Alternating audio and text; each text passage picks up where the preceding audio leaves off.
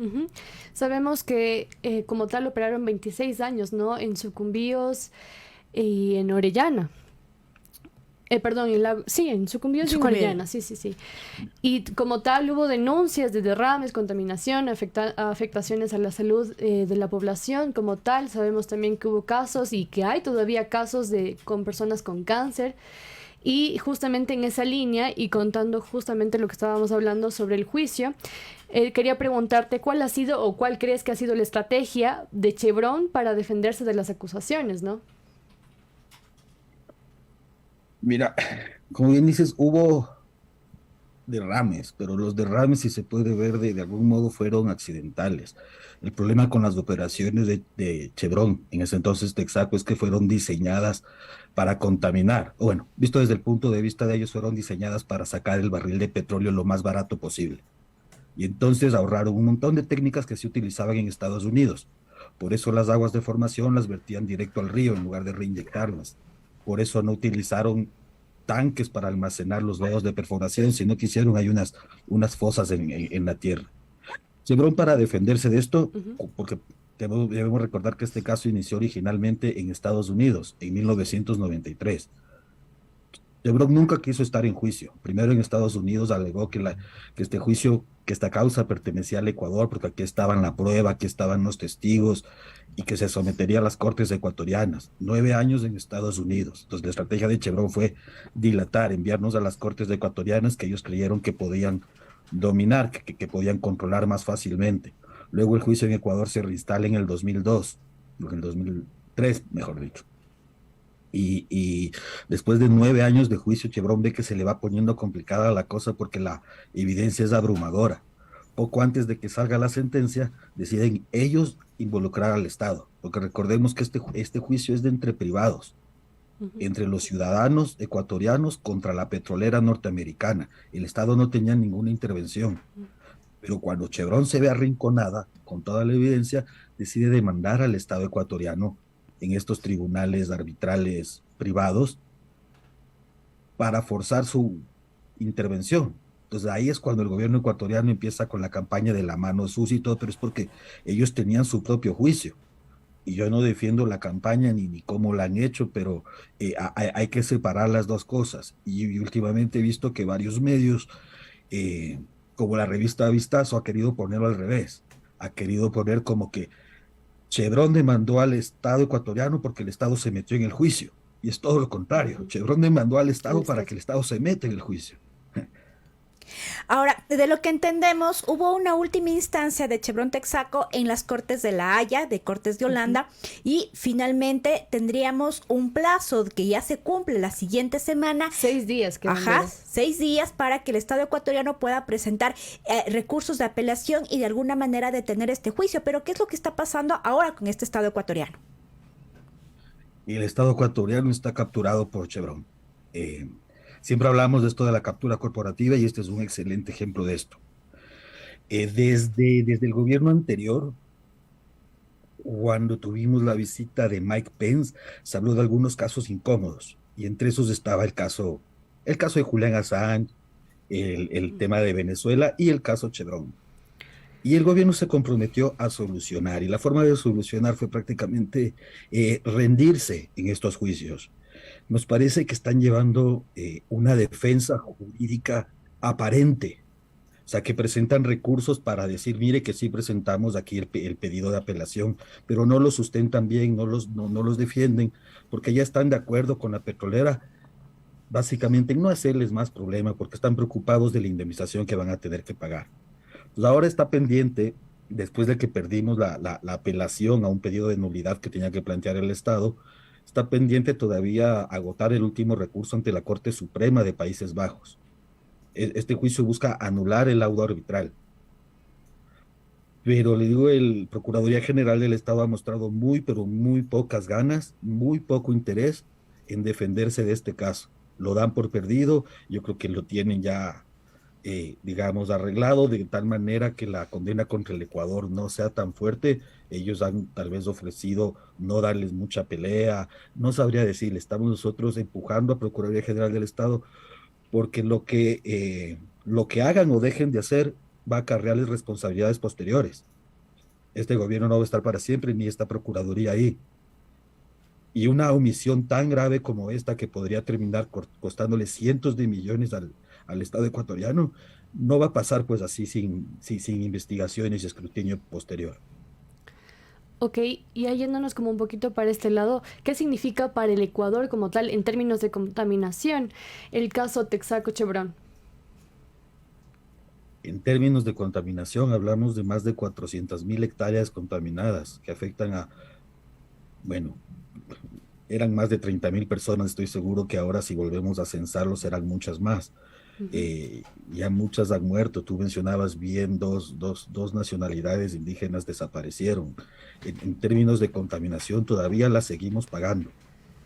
El lado positivo es que las comunidades afectadas no se han quedado de brazos cruzados, ya han iniciado ellas mismas varias actividades, han empezado a educarse en cómo remediar sus tierras con métodos tradicionales y hacer el trabajo pues que ni el Estado ni la petrolera han asumido la responsabilidad. Van, sacan el petróleo y les dejan ahí el, los restos para que limpien.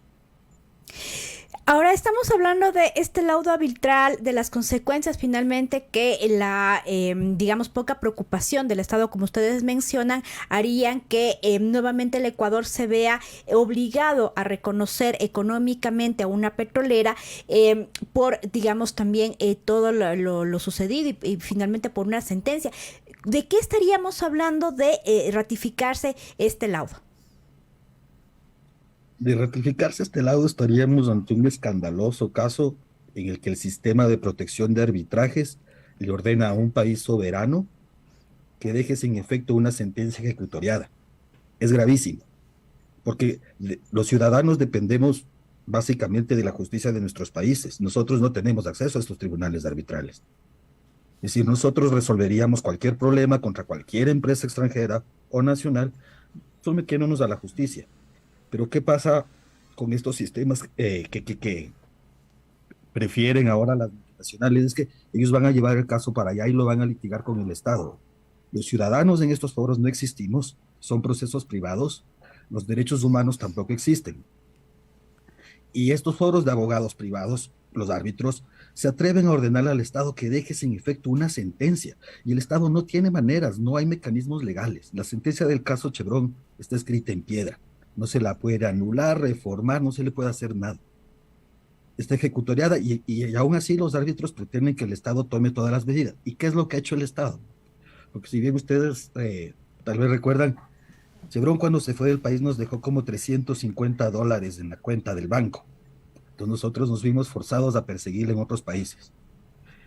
Estábamos a punto de cobrarles en Canadá. El juicio estaba en la Corte Suprema ya, pendiente de una última decisión.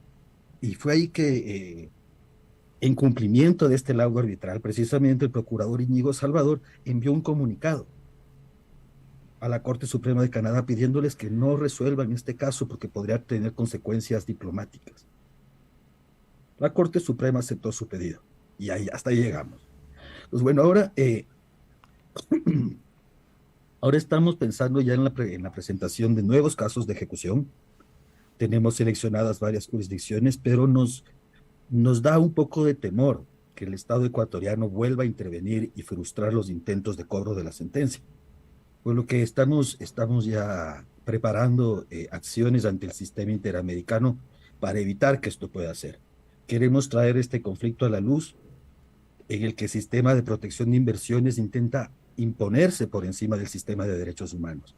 Y creemos que la Comisión y posteriormente la Corte Interamericana serán las entidades adecuadas para emplazar al Estado ecuatoriano sobre quién tiene prioridad aquí. Inclusive en nuestra Constitución está muy claro que los derechos humanos son la máxima prioridad de todas las autoridades, de todos los jueces.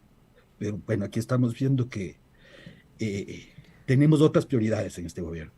Y económicamente, ¿de cuánto estamos hablando, digamos, esta afectación o este desembolso, si se quiere, que tendría que reconocerle el Estado ecuatoriano a Chevron? Mira, el desembolso todavía no está determinado y esa es una de las cartas con las que está jugando Chevron para presionar al Ecuador.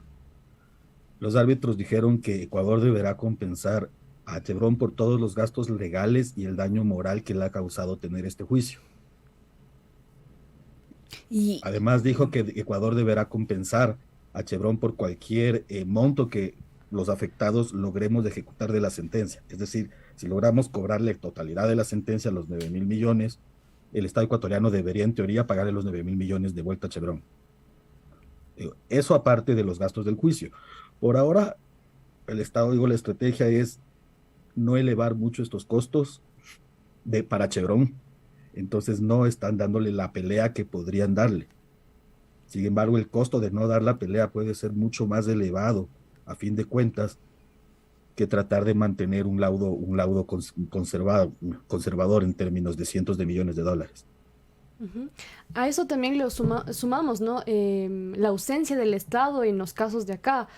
Hablábamos de las enfermedades catastróficas, enfermedades raras como el cáncer también, que están entre las que se encuentran entre ellas. En 2018 yo tuve la oportunidad de visitar la clínica ambiental de allá del Lago Agrio y veía cómo las organizaciones sociales como tal, entre ellas Acción Ecológica, se ha organizado como para poder, digamos que salvaguardar un poco las vidas y remediar un poco este problema, el impacto socioambiental que ha tenido, ¿no?, en las vidas de las personas. Entonces, en esa línea, y estoy segura que tú debes saber, ¿cuál es la situación actual, la situación de salud en las zonas de la intervención petrolera actualmente? Entonces ya la gente se ha organizado ella misma. Estas clínicas y todo este programa de salud que se está llevando a cabo por UDAP, por la Unión de Afectados por Ujú. Texaco, están ayudando a la gente.